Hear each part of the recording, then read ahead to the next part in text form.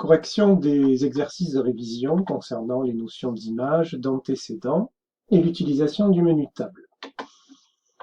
Donc question, on donne la fonction définie par f de x égale à x plus 2 sur l'intervalle moins 3, 4. Bon, on va remarquer que donc ce moins 3 et ce 4, ils se repèrent ici. C'est le début du tableau pour les x et la fin du tableau pour les x. Et ici sur le graphique, ça correspond au début du graphique et à la fin du graphique.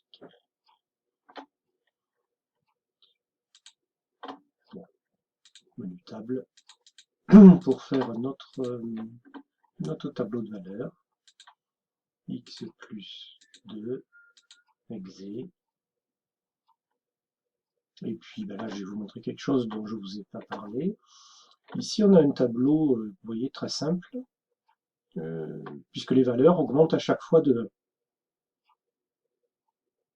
À chaque fois, le chiffre, le x, d'une case à l'autre, il augmente de 1. Donc c'est un tableau qui est très régulier, très simple à compléter. Ça ne sera pas le cas ici. Par contre, vous voyez, ici, ça sera le cas. Pareil, on a un tableau où les chiffres ils augmentent gentiment à chaque fois de 1. Ici, c'est pas le cas. Et ici, c'est le cas, ils augmentent gentiment de 1.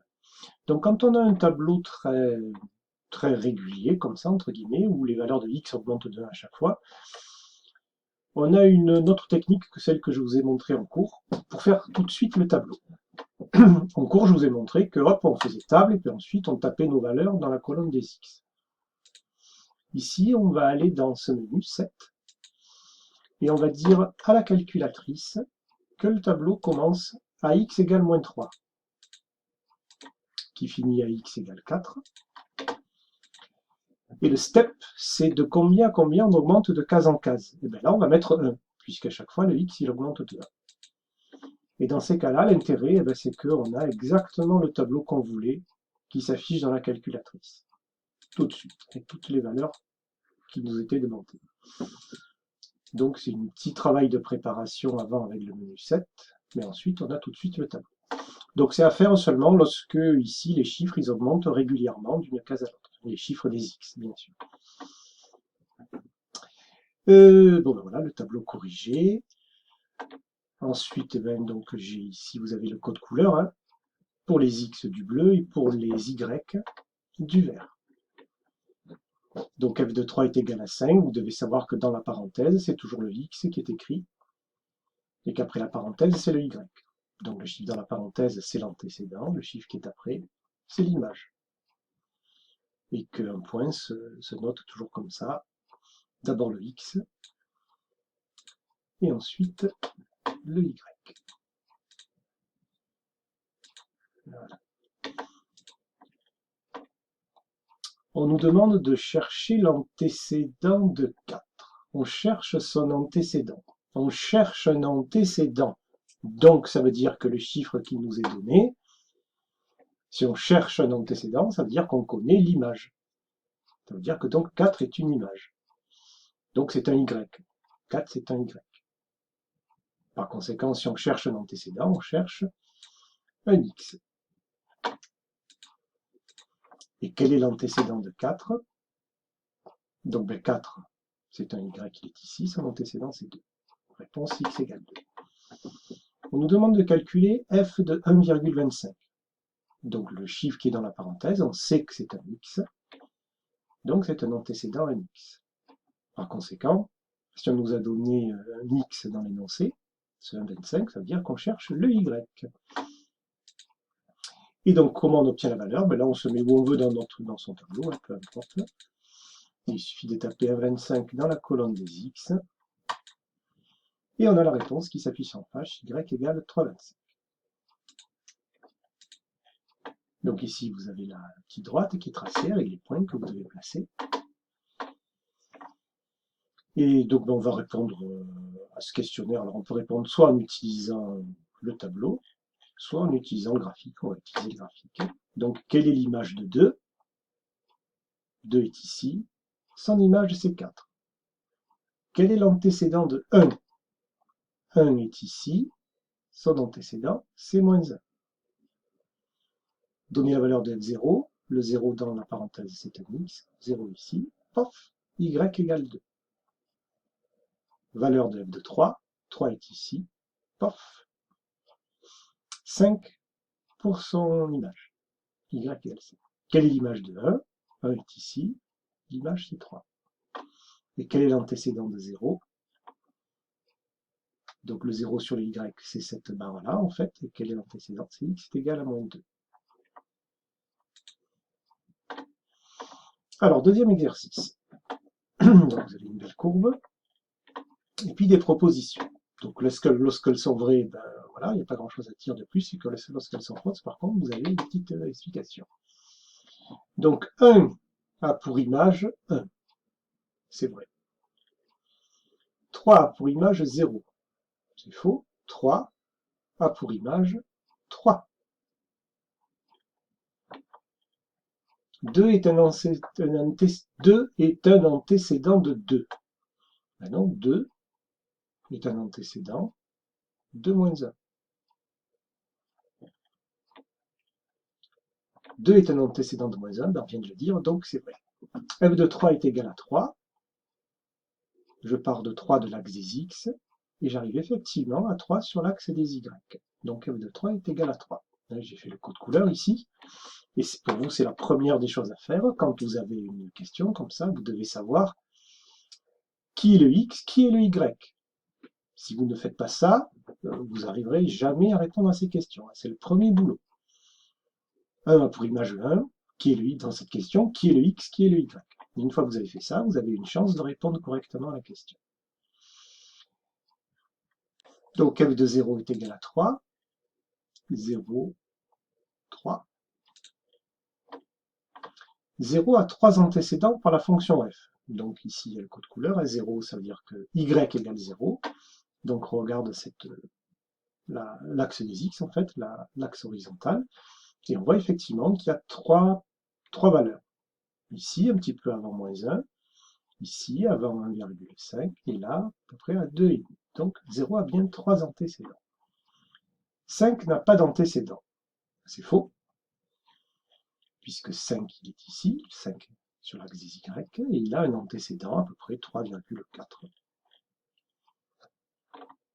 Cette fonction est définie sur l'intervalle moins 7, 9. Donc c'est faux, pourquoi? Ce moins 7 c'était ici, le début de l'axe des y, et le 9 c'était la fin.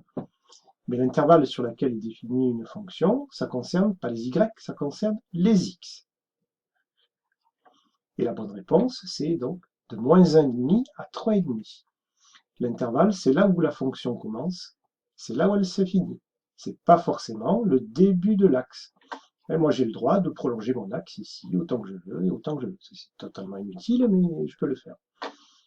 La définition, l'intervalle de définition, c'est là où commence la courbe et là où elle se termine.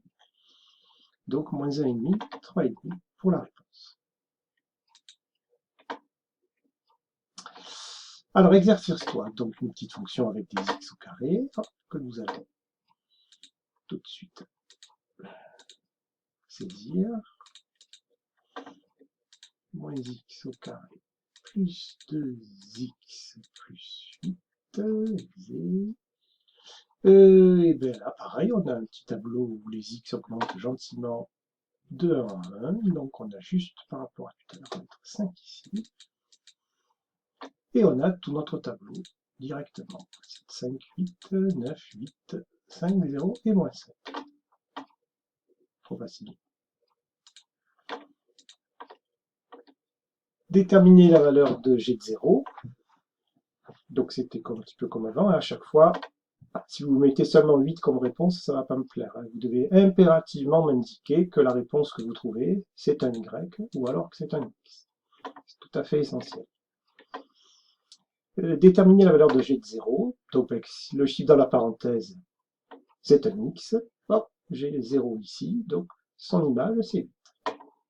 Pour quelle valeur de x a-t-on g de x est égal à 0? Voilà. G de x égale 0. Ici, le 0, il n'est pas dans la parenthèse, il est à l'extérieur. Donc, ça veut dire que c'est un y. Donc, je regarde où sont les y égaux à 0. Ils sont là. Par conséquent, les antécédents, c'est x égale moins 2 et x égale 4. Déterminer la valeur des antécédents de 5. Même principe, si je cherche des antécédents, je cherche des x, donc ça veut dire que ce 5, c'est un y. 5 ici, 5 ici, donc les antécédents, moins 1 et 3. Déterminer l'image de 2. Donc si je détermine l'image de 2, ça veut dire que ce 2 est un x, c'est ici, y égale 8. Déterminer la valeur des antécédents de moins 7. Bon, on a déjà fait ce type de question. Moins 7 ici, ses antécédents, c'est x égale 5, x égale moins 3. Et calculer g de 2,5, c'est comme tout à l'heure. On se met où on veut dans notre tableau, on tape 2,5 dans la colonne des x et on a la réponse qui s'affiche en face. Et pour terminer, donc deux petits tableaux qui ont simplement pour objectif de maîtriser la calculatrice, ce qui est tout à fait important, hein, puisque c'est un outil dont vous devez savoir vous servir sans problème. Alors bon, ici, ici on va faire le tableau directement. Hein, on tape 0. Voilà, c'est plus simple.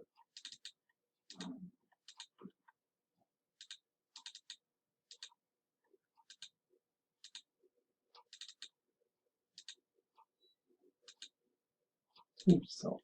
Et voilà. Et on a nos valeurs.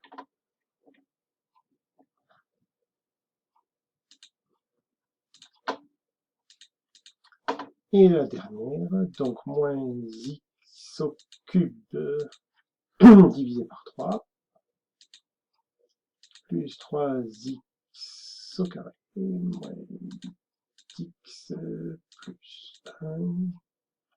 Hop, et puis là, on va paramétrer le tableau, puisque les x sont tout à fait réguliers dans leur augmentation.